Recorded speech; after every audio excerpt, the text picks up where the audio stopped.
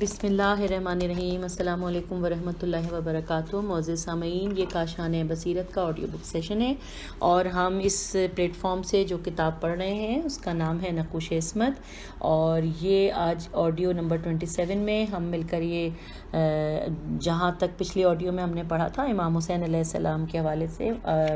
آئیے ہم آگے بڑھتے ہیں۔ اور آج جس عنوان سے ہم آگے چل رہے ہیں وہ دوسرا مقدمہ ہے جس کا عنوان ہے یزید۔ آئیے اس کو پڑھتے ہیں۔ امام حسین علیہ السلام کی شخصیت و عرفان کے بعد یہ بھی دیکھنا ضروری ہے کہ واقعہ کربلا کے سارے مظالم کے ذمہ دار واقعی یزید کا کردار کیا ہے، اور اسے وراثت میں کون سے جذبات و خیالات ملے ہیں، اور اس نے ذاتی طور پر کن صلاحیتوں کی تحلیل کی ہے۔ یزید خاندانی اعتبار سے اس دادا ابو سفیان کا پوتا ہے جس نے ہر معرکے کے اسلام اور کفر میں اسلام کے خلاف لشکر کی ترتیب و تنظیم یا قیادت کا فرض انجام دیا ہے، جس کے کمال اسلام کا یہ عالم تھا کہ عثمان بن عفان کی خلافت کے بعد اپنے چہیتے فرزند خاندان کو مبارکباد دینے کے لیے آیا تو حالات کو سازگار دیکھ کر اس عظیم عقیدے کا اعلان کیا کہ اب یہ خلافت تمہارے ہاتھ میں آ گئی ہے، اسے گیند کی طرح نچاؤ اور اس کا مرکز و محور بنی امیہ کو قرار دو، جنت و جہنم کے خیالات کو ذہن سے نکال دو، ان کی کوئی حقیقت نہیں ہے، دنیا یہی ہے اور راحت دنیا یہی خلافت اسلامیہ ہے۔ یزید کی دادی ہندہ جگر خارہ ہے جس نے احد کے میدان میں سید الشہداء حضرت حمزہ کے کلیجے کو نکال کر چبانے کی کوشش کی تھی، اور اس طرح ایک عظیم مجاہد اسلام کی توہین اور بے حرمتی میں کوئی دقیقہ اٹھا نہیں رکھا تھا۔ تاریخ کے یہ دونوں منظر یاد رکھنے کے قابل ہیں کہ ایک طرف رسول اکرم صلی اللہ علیہ وآلہ وسلم اس بات پر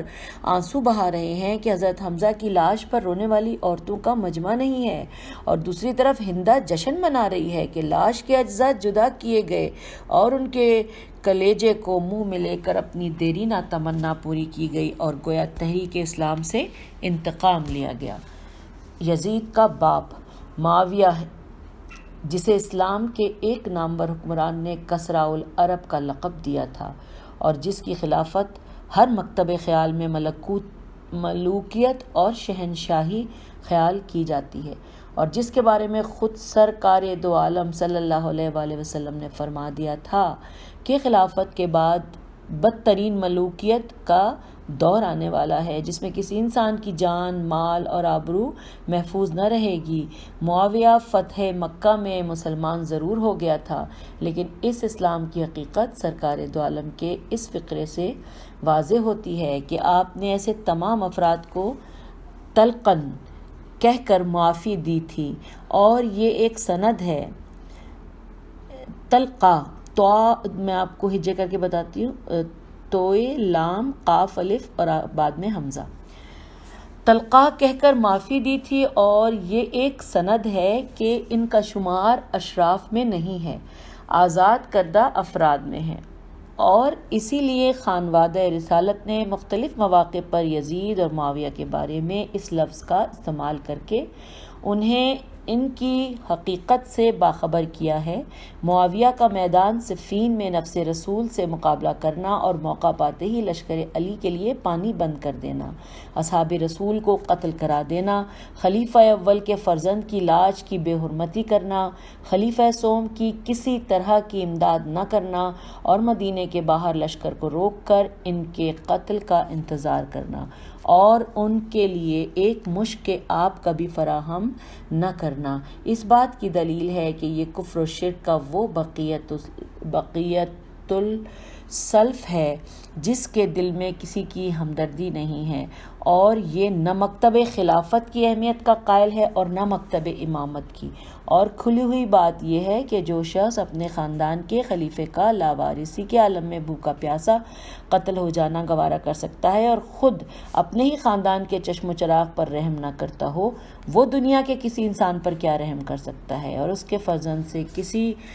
کس طرح کی شرافت کی توقع کی جا سکتی ہے۔ اس کے برخلاف تاریخ میں حضرت علی علیہ السلام کا کردار بھی ہے، جنہوں نے یہ نہ صرف فین کے میدان میں بندش آپ کو گوارا کیا اور نہ خلیفہ سوم کو قصر کے اندر بے آب رہنے دیا۔ فرزند ابو طالب علیہ السلام کی اس شرافت و نجات کا قیاس فرزند ابو سفیان کی اس ذلت و خباثت پر کیا جائے تو یہ تاریخ کا عظیم ترین ظلم ہے، جس کی فریاد خود امیر المومنین نے بھی کی ہے کہ مجھے اتنا گرایا گیا کہ اب میرے نام کے ساتھ معاویہ کا نام لیا جانے لگا ہے۔ یزید کی ماں میسون تھی، جو عیسائی خاندان کی ایک عورت تھی اور جس نے ابتدائی دور میں یزید کو اپنے ساتھ صحرا و بیاباں میں رکھا تھا اور وہیں عیسائی اصول و قوانین کے مطابق تربیت دی تھی اور نفاق پر عیسائیت کا رنگ چڑھا کر کریلے کو نیم چڑھا بنانے کا کام انجام دیا تھا۔ عیسائیت نے اسلام کے خلاف جو سازشیں کی ہیں ان کا ایک جزو یزید کی تربیت بھی تھی۔ اس میں کوئی شک نہیں کہ جس طرح کی شکست عیسائیت کو مباہلہ کے میدان میں ہوئی تھی، اس طرح کی شکست کفار و مشرکین اور یہودیوں کو بھی نہیں ہوئی تھی۔ کفار و مشرکین کو یہ اطمینان تو تھا کہ اب یہ جو میں آگے بات پڑھ رہی ہوں یہ انورٹڈ کوما میں ہے اور یہ آپ اکثر سنتے رہتے ہیں، شعر کا ایک مصرع ہے۔ پہلے میں دوبارہ سے وہیں سے چلتی ہوں۔ یہودیوں کو بھی نہیں تھی، کفار و مشرکین کو یہ اطمینان تو تھا کہ مقابلہ تو دل ناتواں نے خوب کیا، اور پھر شکست کے بعد بھی ہم نے شکست کا اعتراف نہیں کیا، لیکن عیسائیت کا دل میں تو یہ ایک ناسور تھا کہ ہم ایسے میدان میں آ گئے جہاں مقابلہ بھی ممکن نہ تھا اور پھر ہمیں ذلت آمیز شکست کا اعتراف بھی کرنا پڑا۔ لہٰذا جس قیمت پر ممکن ہو ان 5 افراد سے انتقام لے لیا جائے جنہوں نے مباہلے کا مارکا سر کیا ہے اور لعنت کے حربے سے ہماری قوم کو شکست دی ہے۔ چنانچہ تاریخ کے یہ 2 مسلمات قابل توجہ ہیں کہ معاویہ کے دربار میں ایک عیسائی طبیب تھا جس کا کام زہر قاتل تیار کرنا تھا، اور یہ زہر ابن ملجم کی تلوار میں بھی دیکھا گیا ہے اور جعدہ کے پانی میں بھی، یعنی معاویہ نے اس زہر کے ذریعے مباہلہ کی 2 عظیم شخصیتوں کا قتل کیا ہے اور عیسائیت کو 2 عظیم ہستیوں سے بدلہ لینے کا موقع فراہم کیا ہے۔ اب ایک امام حسین علیہ السلام کی ہستی باقی تھی اور عیسائیت کو ان سے انتقام لینا تھا۔ چنانچہ میسون کو معاویہ کے گھر میں داخل کیا گیا اور جب یزید پیدا ہو گیا تو اسے اپنے ماحول میں رکھ کر پالا گیا تاکہ ایک ایسی شخصیت کی تیاری کی جائے جس کے دل میں اسلام سے کوئی ہمدردی نہ ہو اور وہ مباہلے کے مجاہدین کی آخری فریاد سے بھی عیسائیت کی شکست کا انتقام لے لے۔ امام حسین علیہ السلام دشمنان اسلام کی نظر میں دوہرے انتقام کا مرکز تھے۔ ایک طرف یزید اپنے باپ دادا کی لڑائیوں کا انتقام لینا چاہتا تھا اور اس کا منشا یہ تھا کہ امام حسین علیہ السلام کے ذریعے جنگ بدر کے مقتولین کا بدلہ لے لیا جائے اور حضرت علی علیہ السلام کے مجاہدات کا انتقام ہو جائے۔ اس لیے جب امام حسین علیہ السلام نے لشکر یزید سے خطاب کر کے سوال کیا کہ آخر میرا خون کیوں بہایا جا رہا ہے، کیا میں نے دین بدلا ہے، شریعت میں کوئی ترمیم کی ہے، احکام الہی میں کوئی تبدیلی کی ہے،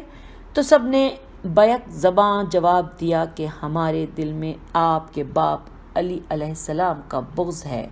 اور ہم اس کا بدلہ لینا چاہتے ہیں۔ اور پھر خود یزید نے بھی اپنے دربار میں فتح و کامرانی کے نشے میں ڈوب کر کہا تھا کہ کاش ہمارے بدر کے بزرگ زندہ ہوتے اور یہ منظر دیکھتے کہ کس طرح ان کے خون کا بدلہ لیا جا رہا ہے۔ کربلا کا واقعہ امام حسین علیہ السلام کی طرف سے حفاظت اسلام کا انتظام تھا تو یزید کی طرف سے شکست کفر کا انتقام۔ کربلا کے نتیجے کا فیصلہ اس طرح آسان ہے کہ اگر یزید کا کفر باقی رہا گیا تو انتقام کامیاب ہو گیا، اور اگر امام حسین علیہ السلام کا بچایا ہوا اسلام باقی رہ گیا تو انتقام کامیاب ہوا اور وہ انتقام دوبارہ شکست کھا گیا۔ دوسرا مسئلہ یہ بھی تھا کہ عیسائیت اپنی شکست کا انتقام لینا چاہتی تھی اور اس کے لیے میسون کو ذریعہ بنایا گیا تھا۔ امام حسین علیہ السلام نے دونوں طرح کے انتقام کا مقابلہ کیا اور یہ واضح کر دیا کہ یزید دو طرف سے کفر کا وارث ہے، بدر کے اعتبار سے مشرکین مکہ کا وارث ہے اور مباہلہ کے اعتبار سے نصارہ نجران کا وارث ہے، اور میں بدر و احد کے اعتبار سے محمد مصطفیٰ صلی اللہ علیہ وآلہ وسلم اور علی مرتضیٰ کا وارث ہوں، اور مباہلہ کے اعتبار سے جان پنجتن اور عیسیٰ روح اللہ کا وارث ہوں۔ انہوں نے گہوارے ہی میں اعلان کر دیا تھا کہ میں بندہ خدا ہوں، فرزند خدا نہیں ہوں۔ یزید بذات خود یزید تھا، جس کا کردار، اس کا نام بھی اہل نظر و ادب کی نگاہ میں داخل و دشنام ہے۔ یزید کی شخصیت و حیثیت عالم اسلام میں کبھی زیر بحث نہیں رہی ہے، البتہ اس کا اسلام و ایمان ہر دور میں زیر بحث رہا، اور اس سے بالاتر یہ بحث رہی ہے کہ وہ قابل لعنت ہے یا نہیں۔ یعنی یہ بات تقریباً مسلمات میں ہے کہ جس کا اقرار ہر غیر متعصب عالم نے کیا ہے کہ یزید کا اسلام واقعی اسلام نہیں تھا اور اس کا کردار واقعاً اس قابل تھا کہ اس پر لعنت کی جائے۔ علامہ بزرنجی نے کتاب الاشاعہ میں اس کی ہجے کر دیتی ہوں، کتاب تو آپ کو سمجھ میں آ گئی، اور الاشاعہ کی الف لام الف شین الف عین ہے الاشاعہ میں، اور ابن حجر نے سوائق کی ہجے ہے صاد واو الف عین قاف۔ سوائق میں نقل کیا ہے کہ احمد بن حنبل کے فرزند عبداللہ نے اپنے باپ سے یزید پر لعنت کرنے کے بارے میں دریافت کیا تو انہوں نے جواب دیا کہ جس پر خدا نے لعنت کی ہے اس پر کس طرح لعنت کی جائے، اور اس کے بعد قرآن مجید کی اس آیت کا حوالہ دیا جہاں فساد فی الارض کرنے والوں کو ملعون قرار دیا گیا ہے۔ ابن خلدون کا کہنا ہے کہ قاضی ابو بکر بن العربی المالکی نے اپنی کتاب العواصم والقواسم الف لام عین واو الف صاد میم اور واو بیچ میں اور پھر الف لام قاف واو الف صاد میم العواصم والقواسم میں یہ کہہ کر حسین علیہ السلام اپنے جد کی تلوار سے قتل ہوئے ہیں سخت غلطی کی ہے۔ یزید ہرگز حاکم اسلامی نہ تھا، اسلامی حکومت کے لیے عدالت ضروری ہے اور حسین علیہ السلام سے بالاتر کوئی عادل نہ تھا۔ اس کے بعد مقدمہ تاریخ کے صفحہ نمبر 254 میں پر اس حقیقت کا بھی تذکرہ کیا ہے کہ علماء اسلام یزید کے فسق پر متفق ہیں اور فاسق ایسا اسلامی حاکم نہیں ہو سکتا کہ اس کے خلاف اقدام جائز نہ ہو۔ صحابہ کرام اور تابعین کا سکوت یزید کے کردار سے رضامندی کی بنا پر نہ تھا، بلکہ وہ خونریزی کو خود پسند نہ کرتے تھے، اس لیے یزید کی نصرت کو بھی جائز نہیں قرار دیتے تھے۔ ابن مفلح حنبلی کا بیان ہے کہ ابن عقیل اور ابن الجوزی کی نگاہ میں غیر عادل حاکم کے خلاف قیام جائز ہے، جس طرح امام حسین علیہ السلام نے یزید کے خلاف قیام کیا ہے۔ یزید کو اگر ابتدا میں حاکم تسلیم بھی کر لیا جائے تو قتل حسین علیہ السلام، ہتک حرمت کعبہ اور تاراجی مدینے کے بعد تو یہ حکومت خود بخود ختم ہو جاتی ہے۔ علامہ تفتازانی نے شرح عقائد نصفیہ نون سین فے یہ ہے میں تحریر کیا ہے کہ یزید کا قتل حسین علیہ السلام سے راضی ہونا اور اس پر خوشی منانا مسلمات میں ہے، اور ایسا انسان صاحب ایمان نہیں ہو سکتا ہے بلکہ قابل لعنت ہے، اور اس پر اور اس کے انصار و اعوان پر خدا کی لعنت ہے۔ ابن حزم نے املحلی، یہ کتاب کا نام بریکٹ میں ہے، اس کی میں ہجے کرتی ہوں، الف میم لام ہے لام چھوٹی ہے، جلد نمبر 11 اور صفحہ نمبر 98 میں تحریر کیا ہے کہ یزید بن معاویہ کا قیام صرف دنیا کے لیے تھا، اس کے اعمال کی کوئی تعویل نہیں ہو سکتی ہے، وہ ظالم محض تھا۔ یعنی بعض علماء کی طرف سے اس کے اعمال کی تعویل سراسر زیادتی ہے۔ جاخذ کا بیان ہے کہ یزید کے بدترین جرائم قتل حسین علیہ السلام، اسیری بنات رسول صلی اللہ علیہ وآلہ وسلم، توہین سر امامت امام حسین علیہ السلام، غارت گری مدینہ، ہتک حرمت کعبہ وہ اعمال ہیں جو قصادت قلب، دشمنی آل رسول، بغض و عداوت و کینہ پوری نفاق و بے ایمانی کی علامت ہیں، اور فاسق ملعون ہوتا ہے، بلکہ جو ملعون پر لعنت کرنے سے منع کرے وہ خود بھی ملعون ہے۔ اور یہ بریکٹ میں کتاب کا نام ہے رسائل جیم الف اور ہیز زوئے، صفحہ نمبر ہے 298۔ برہان حلبی نے استاد و شیخ محمد بکری کے بارے میں نقل کیا ہے کہ وہ ان کے والد دونوں یزید پر لعنت کیا کرتے تھے اور کہتے تھے کہ خدا اسے جہنم کے پس ترین درجات میں جگہ دے۔ ذہبی نے سیر العالم بلا، اس کی میں ہجے کرتی ہوں، سیر العالم سین یہ رے، الف این لام الف میم عالم، اور پھر الف لام نون بے لام الف اور پھر حمزہ میں بیان کیا ہے کہ یزید بن معاویہ ناصبی، بد سرشت، بد کردار، شرابی اور بدکار تھا۔ اس نے اپنی حکومت کا آغاز قتل حسین سے کیا اور خاتمہ واقع حرہ پہ کیا۔ سبت بن الجوزی نے نقل کیا ہے کہ ابن الجوزی سے یزید پر لعنت کے بارے میں سوال کیا گیا تو انہوں نے فرمایا کہ امام احمد نے اس پر لعنت کو جائز قرار دیا ہے، اور ہم بھی یزید کو پسند نہیں کرتے کہ اس کے اعمال بدترین اعمال تھے۔ اب اگر لوگ اس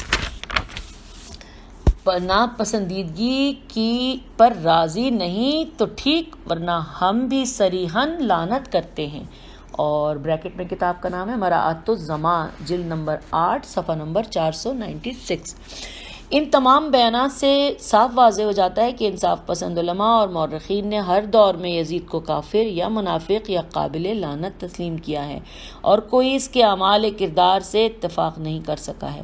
دور حاضر میں بعض اہل قلم نے اگر یزید کی طرفداری کی ہے تو اس کی وجہ یہ قرار دی ہے کہ قتل حسین وغیرہ جیسے اعمال کا یزید سے کوئی تعلق نہیں تھا، یہ سب ابن زیاد اور ابن سعد کے اعمال تھے۔ یزید ان اعمال سے بری تھا، ورنہ اگر یہ طے ہو جائے کہ ان سارے اعمال کا ذمہ دار یزید ہی ہے تو بے شک ایسا انسان قابل لعنت ہوتا ہے۔ صرف چند بے ایمان اور خبیث النفس اہل قلم ایسے ہیں جنہوں نے امام حسین علیہ السلام کو باغی یا خارجی قرار دیا ہے اور یزید کی حکومت کو جائز اور صحیح قرار دیا ہے۔ یہ وہی معنوی نسل یزید ہے جس نے کل یزید کو امیر المومنین تسلیم کیا تھا اور امام حسین کو باغی اور خارجی کہہ کر ان کا خون بہانے کی تدبیر کی تھی، لعنت اللہ علیہم اجمعین۔ اور یہاں پر یہ عنوان ختم ہوتا ہے اور اس سے آگے تیسرا مقدمہ ہے جس کا نام ہے ہلاکت و شہادت۔ آئیے اس حوالے سے مزید جانتے ہیں۔ واقع کربلا کے سلسلے میں ایک سوال یہ بھی اٹھایا جاتا ہے کہ امام حسین علیہ السلام نے جان بوجھ کر اصحاب کی مختصر جماعت کے ساتھ کربلا کا رخ کیا، یزید کی بے شمار فوج سے مقابلہ کیا، بیعت یزید سے انکار کیا، اور یہ تمام باتیں اقدام قتل کے مترادف ہیں جسے اسلام نے ناجائز قرار دیا ہے۔ اس امام حسین علیہ السلام کو ہوا کا رخ دیکھنا چاہیے تھا اور اسی کے مطابق عمل کرنا چاہیے تھا۔ ہوا کے رخ کے مطابق عمل کیا ہوتا تو اتنا بڑا سانحہ نہ ہوتا اور اتنے افراد کا خون نہ ہوتا، بلکہ صاحب تحفہ کربلا نے واضح لفظوں میں یہ اعتراض کیا ہے کہ امام حسین علیہ السلام کی شہادت معاذ اللہ ان کی ناقبت اندیشی کا نتیجہ تھی، ورنہ وہ اپنی جان بچا سکتے تھے۔ جو انسان جان بوجھ کر موت کے منہ میں چلا جائے اسے کس طرح مظلوم کہا جا سکتا ہے؟ نعوذ باللہ۔ اس سوال اور اس اعتراض کے تجزیے کے لیے چند مراحل پر غور کرنا ہوگا۔ آئیے اب میں وہ سارے مراحل پڑھتی ہوں، اس میں مرحلہ وار لکھا ہوا ہے۔ پہلا مرحلہ یہ ہے کہ امام حسین علیہ السلام کے لیے جان بچانا ممکن تھا، اور اگر ممکن تھا تو اس کا طریقہ کیا تھا؟ اس مقام پر بعض تاریخی حوادث سے ناواقف افراد یہ کہہ دیتے ہیں کہ امام حسین علیہ السلام یزید کی بیعت کر لیتے تو ان کی زندگی محفوظ رہ سکتی تھی، حالانکہ یہ بات تاریخی حقائق کے بالکل خلاف ہے۔ امام حسین علیہ السلام نے اس وقت تک کوئی ایسا قدم نہیں کیا تھا جس اقدام سے یزید کی خلافت کو خطرہ ہوتا۔ یزید کی خلافت کو خطرہ امام حسین علیہ السلام کے وجود سے تھا، اور اسے یہ اندیشہ تھا کہ یہ آنکھ بند کر کے میرے اعمال کی تائید نہیں کر سکتے اور کسی قیمت پر میرے احکام پر عمل نہیں کر سکتے، اور اس طرح امت میں یہ شعور بیدار ہوگا کہ یزید میں کوئی عیب، کوئی نقص اور کوئی خرابی ہے جس کی بنا پر فرزند رسول صلی اللہ علیہ وآلہ وسلم اس کے احکام کو قبول نہیں کرتے، اور اس طرح میری حکومت کو استحکام حاصل نہیں ہو سکتا۔ لہٰذا ان کے وجود کا خاتمہ ہونا چاہیے۔ مطالبہ بیعت کو یزید نے بہترین بہانہ قرار دیا تھا کہ یہی وہ مسئلہ ہے جہاں امام حسین علیہ السلام اتفاق نہ کر سکیں گے، ورنہ بیعت کے بجائے صلح کا مطالبہ ہوگا تو وہ تو اتفاق کر سکتے ہیں کہ اسے معلوم تھا کہ آل محمد صلح کے لیے تیار ہو جاتے ہیں۔ اس کے سامنے اس گھرانے کی پوری تاریخ تھی کہ میرے دادا نے آزمایا تو رسول اکرم صلح کے لیے تیار ہو گئے، میرے باپ نے تجربہ کیا تو حسن مجتبیٰ سلام اللہ علیہ السلام صلح کے لیے آمادہ ہو گئے تھے، اب میں بھی صلح کے لیے تحریک کروں گا تو حسین آمادہ ہو جائیں گے، لہٰذا کوئی ایسا مطالبہ کرنا چاہیے جس سے امام حسین علیہ السلام کسی قیمت پر اتفاق نہ کر سکے۔ اسے یہ بھی معلوم تھا کہ ان کے باپ کے گلے میں رسی ڈالی گئی، انہیں کھینچ کر گھر سے مسجد تک لایا گیا، طرح طرح کی اذیتیں پہنچائی گئیں، لیکن انہوں نے بیعت نہیں کی، جبکہ مقام صلح میں 25 سال تک خاموش رہے اور حکومت وقت سے مقابلہ نہیں کیا۔ لہٰذا آل محمد صلی اللہ علیہ وآلہ وسلم کے سامنے مطالبہ صلح کے بجائے مطالبہ بیعت پیش کرنا چاہیے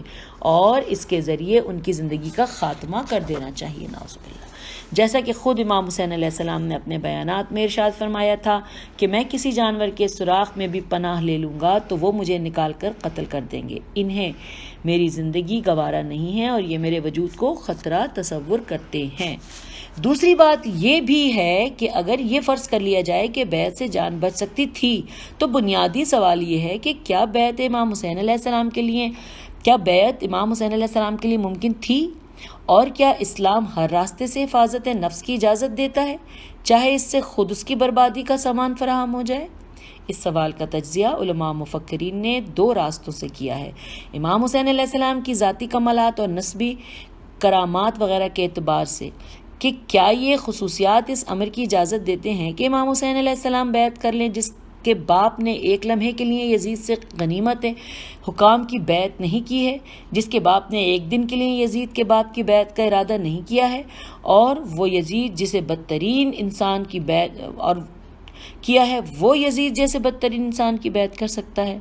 ہرگز نہیں۔ اس نقطے کا احساس ابن سعد کو بھی تھا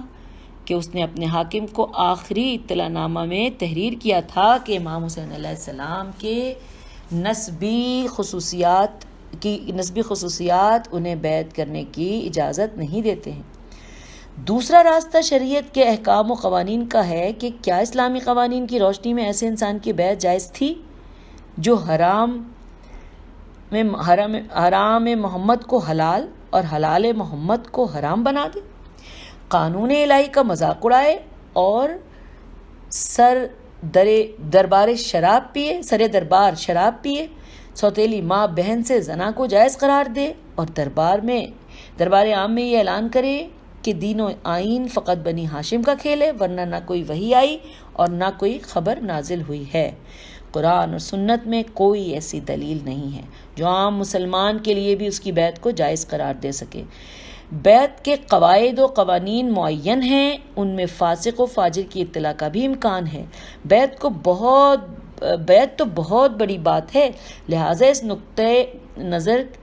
نظر سے بھی یزید کی بیعت کسی عام انسان کے لیے بھی جائز نہیں ہے۔ امام حسین علیہ السلام کا مرتبہ تو ان سب سے بہت بالا تر ہے،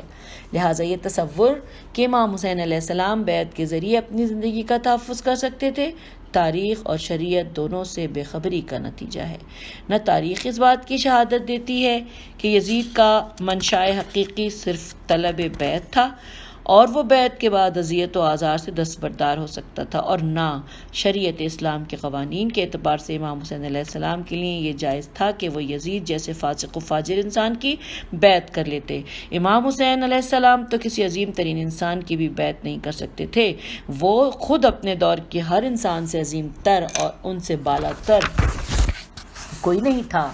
کہ وہ اس کی اطاعت یا بیعت کرتے، اور پھر امام حسین علیہ السلام کا ہاتھ اللہ نے بیعت لینے کے لیے بنایا تھا، بیعت کرنے کے لیے نہیں بنایا تھا۔ ان کا ہاتھ ید اللہ تھا، اور ید اللہ تمام ہاتھوں سے بالا تر ہوتا ہے، وہ کسی کے ہاتھ کے نیچے نہیں آ سکتا۔ دوسرا مرحلہ یہ ہے کہ ہلاکت کے معنی کیا ہیں، اور کیا امام حسین علیہ السلام کے اقدام کو ہلاکت کا نام دیا جا سکتا ہے؟ اس کا جواب تمام علماء اخلاقیات نے یہ دیا ہے کہ ہلاکت بلا سبب جان کو برباد کر دینے یا اپنی حیثیت سے کمتر پر جان قربان کر دینے کا نام ہے، اور امام حسین علیہ السلام راہ خدا میں قربانی دے رہے تھے جس سے بالا تر کوئی شے نہیں ہے، لہٰذا ان کے اقدام جہاد کو ہرگز ہلاکت کا نام نہیں دیا جا سکتا ہے۔ دوسرے لفظوں میں یوں کہا جائے کہ ہلاکت بربادی کا نام ہے، اور بربادی کے معنی یہ ہیں کہ چیز ضائع ہو جائے اور اس کا کوئی نتیجہ برآمد نہ ہو۔ شورائے زار زمین میں دانہ ڈال دینا اس کی بربادی ہے، اچھا، لیکن زرخیز زمین میں بیج ڈال دینا اس کی بربادی نہیں ہے۔ اور دونوں کا بنیادی فرق یہ ہے کہ پچھلی صورت میں دانہ بے نتیجہ رہ جاتا ہے، دوسری صورت میں ایک دانے سے 7 بالیاں پیدا ہوتی ہیں، اور ہر بالی میں 100 دانے پیدا ہوتے ہیں، اور اس طرح دانہ کرامد ہو جاتا ہے، برباد نہیں ہوتا۔ اسلام میں جہاد اور شہادت کا قانون اسی لیے رکھا گیا ہے کہ شہادت میں زندگی برباد نہیں ہوتی، بلکہ اس کے مقابلے میں بے شمار نتائج برآمد ہوتے ہیں، اور واضح ترین نتیجہ یہ برآمد ہوتا ہے کہ انسان کی عارضی زندگی ختم ہو جاتی ہے اور مذہب کو ابدی زندگی مل جاتی ہے۔ اور کھلی ہوئی بات یہ ہے کہ مذہب کی زندگی انسان کی زندگی سے کہیں زیادہ قیمتی ہے۔ امام حسین علیہ السلام کے اقدام کی صورتحال بھی یہی تھی کہ انہوں نے مشیت الہی کے مطابق وہ وقت، موقع اور مقام منتخب کیا تھا جہاں جان کی قربانی بربادی نہیں تھی، بلکہ ایک عظیم تر اور وسیع تر حیات کا پیش خیمہ تھی۔ انہیں معلوم تھا کہ اس قربانی کے نتیجے میں ظلم کے حوصلے پست ہوں گے، مظلوم کو بولنے کا موقع ملے گا، ترمیم شریعت کا راستہ بند ہو جائے گا، خلافت کے نام پر منکرات کا سلسلہ موقوف ہو جائے گا، اہل دنیا کو قانون الہی میں دخل اندازی کا موقع نہ ملے گا، اور جس ماحول میں بڑے بڑے صحابہ زادوں کو بولنے کی تاب نہیں ہے، اس ماحول میں ایک مرد نابینا یا مرد نصرانی بھی حاکم وقت کو ٹوکنے کا حوصلہ پیدا کر لے گا۔ یہ حوصلہ تحفظ دین و شریعت کے اعتبار سے بے حد مفید ہوگا۔ امام حسین علیہ السلام نے اپنی قربانی ان تمام مصالح کے پیش نظر دی ہے، اور وہ سارے فوائد حاصل کرنے یہاں یہ مس پرنٹ ہوا ہے، میں لکھ رہی ہوں، کرنے کے لیے ہیں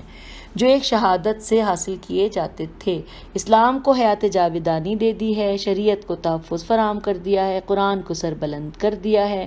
کعبے کی عظمت و کرامت کو بچا لیا ہے، اور دین محمد کو استحکام و دوام عطا کر دیا ہے، اور ایسے نتیجہ خیز عمل کو ہلاکت یا بربادی نہیں کہا جا سکتا۔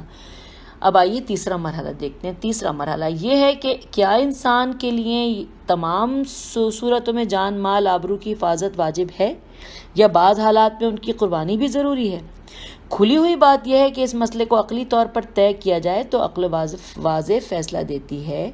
کہ مقصد کی عظمت کی راہ میں تینوں کو قربان کیا جا سکتا ہے، اور انسانی زندگی میں برابر ہوتا رہا ہے کہ حالات و مسائل کے تحت مال بھی قربان کیا جاتا ہے، اور بلند ترین مقاصد کے لیے ظاہری عزت و